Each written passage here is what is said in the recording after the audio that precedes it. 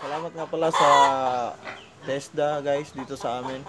Pinahintulutan tayong mag-exit saglit para i-administer yung gamot ni nanay. So kay Sir Maki, kay Sir Alvin, thank you sir sa pagpayag. Welcome to Adventure, the amazing adventure of Saysay.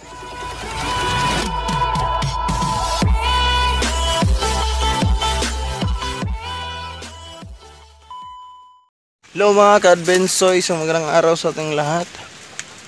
Today's video guys ay meron tayong masamang balita tungkol sa ating inahin. Medyo tumamlay siya guys. Sa ngayon, kumuha muna tayo nung dahon nitong Madre de Agua guys. Kasi ayaw niya ng feeds.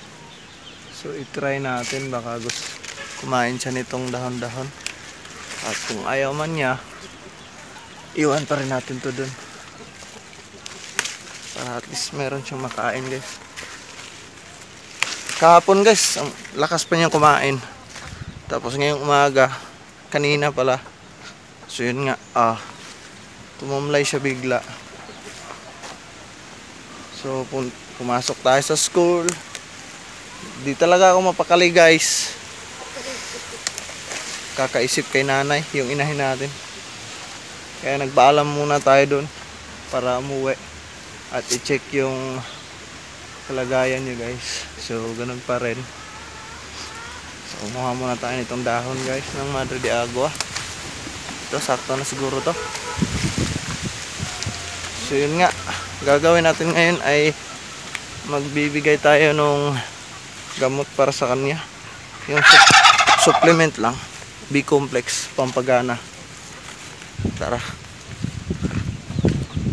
Ay, not feeling well ka, Nay? Nay.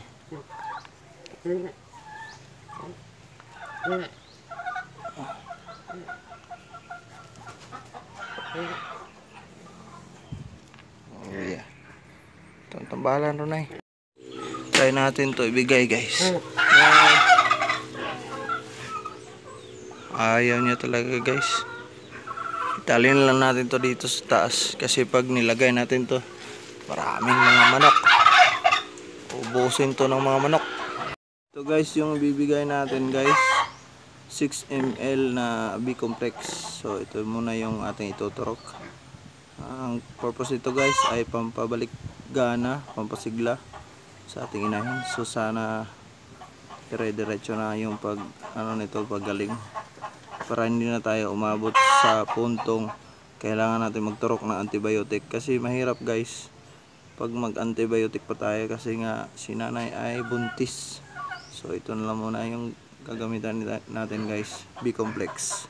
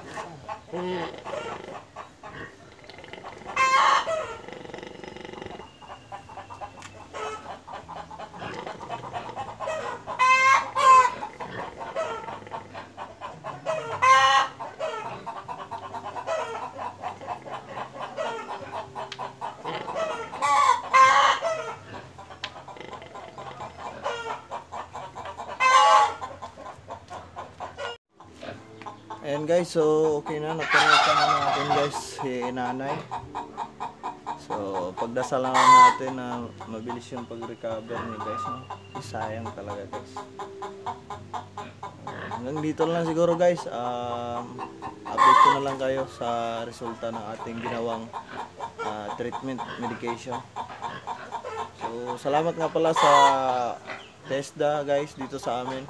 Pinahintulutan tayong mag-exit saglit para i-administer yung gamot ni nanay. So kay Sir Maki, kay Sir Alvin, thank you sir sa pagpayag. Kasi galing pa tayo sa school ngayon guys. Umuwi lang tayo saglit para yun nga, magamot natin si nanay. Kasi kaninang umaga guys, nung pagpakain ko sa kanila, yun napansin na natin agad na medyo matamlay talaga guys. So kumonsulta muna tayo, nanood tayo ng mga videos, mga paraan kung paano gagawin. So yun, try natin magbigay ng B-complex. So yun nga, sana manumbalik yung lakas ni nanay. So hanggang dito lang guys. See you next time. Update ko lang kayo sa resulta nito. Bye bye. Babalik na rin ako sa school guys. So yun lang. Pasensya na nga pala. Sobrang ingay ng mga manok. Kasi ayun, 9:40 ng umaga guys. Oras ng pangingitlog na nila ngayon. So istorbo pa natin sila. So bye bye na muna guys. So tulungan nyo naman sana akong magdasal para recover agad-agad to si nanay guys. Paalam na.